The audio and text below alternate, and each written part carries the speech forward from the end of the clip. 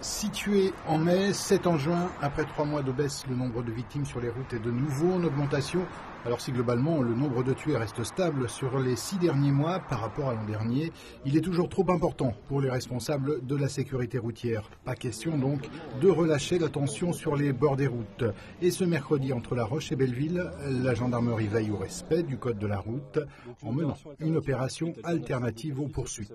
Ça veut dire que pour une certaine catégorie d'infractions, on va laisser le choix aux automobilistes, soit de payer l'amende, soit de suivre une sensibilisation à la sécurité routière. Et cette sensibilisation, ce conducteur contrôlé à 119 km/h en fait l'expérience sur le simulateur de conduite.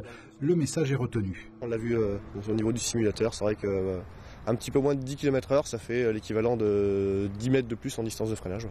Vous allez faire attention là ? Ah oui, tout à fait, oui.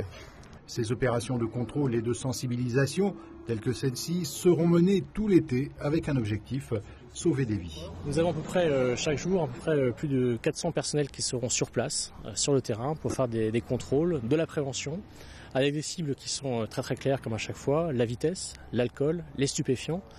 Donc durant tout l'été, sur le littoral notamment, nous mettrons en place des contrôles le soir, le matin, mais aussi la nuit, notamment aux abords des endroits festifs, près des plages, près des établissements qui vivent la nuit, pour que nos contrôles touchent vraiment les gens qui sont victimes d'accidents de la route, c'est-à-dire les jeunes et les personnes qui ont une consommation excessive d'alcool, voire une consommation de stupéfiants.